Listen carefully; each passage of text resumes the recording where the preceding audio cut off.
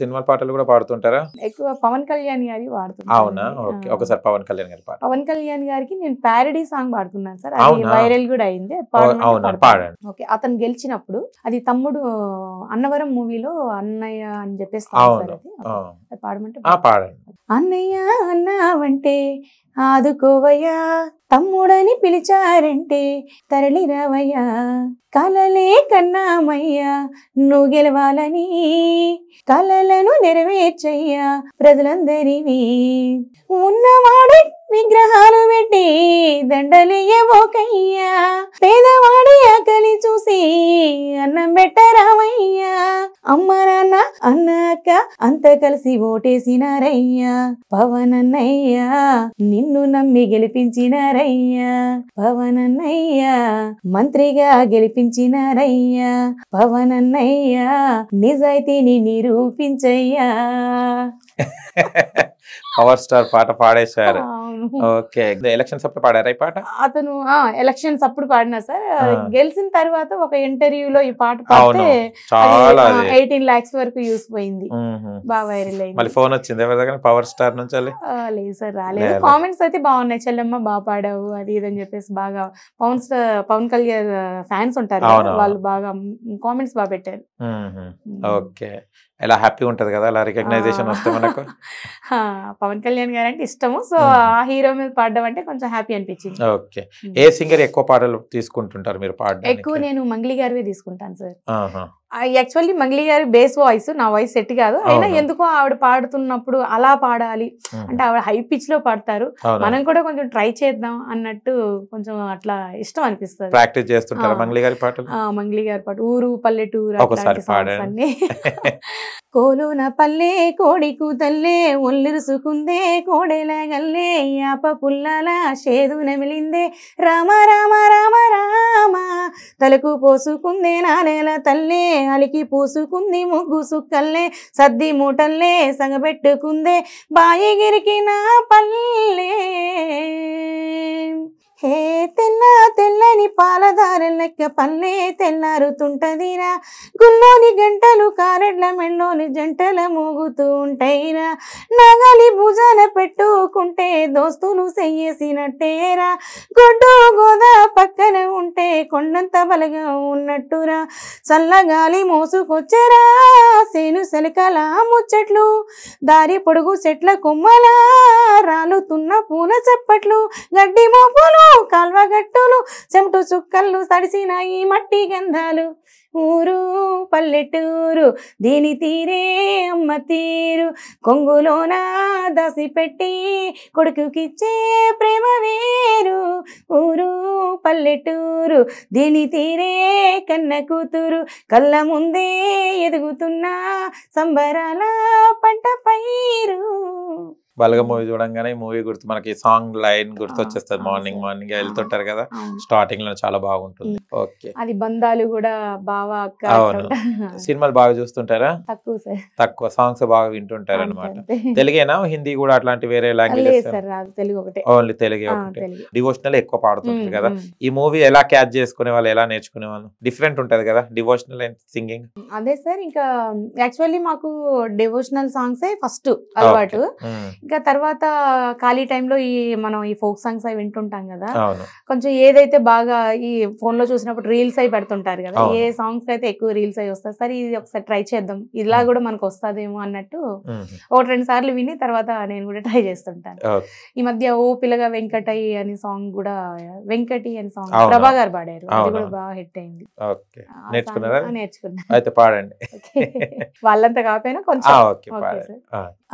అందాల గుమ్మ నేను ఆగకపోతున్నావో, అలసుగా చూస్తున్నావో, నీ సొమ్మే మన్నడిగిన్నా సోకులు పడుతుంటావో, సొమ్మ సిల్లిపోతావో, నీ ఎంట తిరుగుతున్నానని అలసైపోతున్నానా, నువ్వే కావాలని వస్తే నన్నే కాదంటవా, ఓ పిల్లగా ఓ పిల్లగా యహే ఓ పిల్లగా వెంకటి, చూడకపోతుంటావో కానకపోతుంటావో, నా పిల్లగా వెంకటి, చూడకపోతుంటావో కానకపోతుంటావో. Wow, super. ఇటు ఫోక్ సింగర్స్ లో ఇప్పుడు చాలా మంది కొన్ని ఛానల్స్ ఉన్నాయి కదా ఫేమస్, వాళ్ళు అప్రోచ్ అవుతున్నారా మళ్ళీ మీకు? అవుతున్నారు సార్. ఈ మధ్యనే E96 సంతోష్ అన్నయ్య కూడా కాల్ చేశాను, సాంగ్ వినిపించమన్నారు, వినిపించాను. తను పాడదామమ్మా 2-3 రోజుల్లో రికార్డింగ్ పెట్టుకున్నాం, సాంగ్ ట్యూన్ నచ్చింది అని చెప్పారు. అది చైన్ సిస్టమ్ అన్నమాట, అంటే రొటీన్ అయితా ఉంటది సాంగ్. దాని గురించి బాగుందమ్మా సాంగ్ అన్నారు. సో లిరిక్స్ నేనే రాశాను సార్. చాలా వైరల్ సాంగ్ కదా, దాంట్లో శనగ నిలబడి పాడారా మీరు? అదేదో కొంచెం వస్తా సార్, అది మరి వాళ్ళలా పాడగలమో లేదో. ఒక్కసారి ట్రై చేయండి, మళ్ళీ సంతోషం దగ్గర పోతారంటే అది ఉండాలిగా. అవును, నా సంగే నేర్చుకోవాలి, ట్రై చేస్తాను, చూద్దాం. శనగసేన్లో నిలబడి సేతులియవే సింధూరాల తువాల, సేతులియవే సింధూరాల తువాల, సేతులియో నీతో నాకు సెల్లెళ్ళున్నారో మాయదారి మల్లేస, సెల్లెళ్ళున్నారో మాయదారి మల్లేస. సూపర్. అని చరణ్ అర్జున్ అన్న కూడా చాలా అవకాశాలు ఇస్తుంటాయి కదా మీలాంటి టాలెంటెడ్ పర్సన్స్ కి, కలిసారా చరణ్ అన్న? కలవలేదు సార్, ఫోన్ కాంటాక్ట్ అయ్యారు. ఓకే. నేను iDream కి ఇంటర్వ్యూకి వెళ్ళినప్పుడు అక్కడ సార్ ఇట్లనే ఎవరైనా మీకు మ్యూజిక్ డైరెక్టర్ ఎవరు ఇష్టం అంటే చరణ్ అర్జున్ సార్ పేరు చెప్పాను. సార్ ని ఒకసారి మాట్లాడదామా అని చెప్పేసి లైవ్ లో మాట్లాడించారు. అప్పుడు ఆ అమ్మాయికి నా నెంబర్ ఇవ్వండి అని చెప్పేసి అన్నారు. సార్ నెంబర్ ఉంది నా దగ్గర. ఓకే, మళ్ళీ అవకాశం ఎప్పుడు వస్తుందో చూడాలి సార్. ఇప్పుడే కదా. అవును. ఎప్పుడైనా ట్రై చేశారమ్మా సింగింగ్ కి, మూవీస్ కి ఇలా? అంటే మీరు అక్కడ మూవీస్ కి సార్ అది చిన్న మూవీయే కావచ్చు, కానీ మాకు వచ్చింది పెద్ద ఆపర్చునిటీ అనుకుంటాం మేము. మన షెక్లెక్ శంకర్ గారు ఉన్నారు కదా సార్, జబర్దస్త్, అతను హీరోగా వచ్చే సినిమాలో ఒకటి ఫోక్ సాంగ్ పాడిచ్చారు నాతో. అది ఇంకా షూటింగ్ కూడా మీకు ఉంది సార్. 75% అయిందంట, 25% రిలీజ్, ఇంకా అదే షూటింగ్ అయిపోయినాక రిలీజ్ చేస్తాడు సమ్మర్ లో అనుకుంటారు. ఇప్పుడు ఈ ఆడిషన్స్ కి ఏం వెళ్తలేరా మూవీకి? ఆడిషన్స్ ఈ మధ్య ఏం లేవు సార్ ఆడిషన్స్.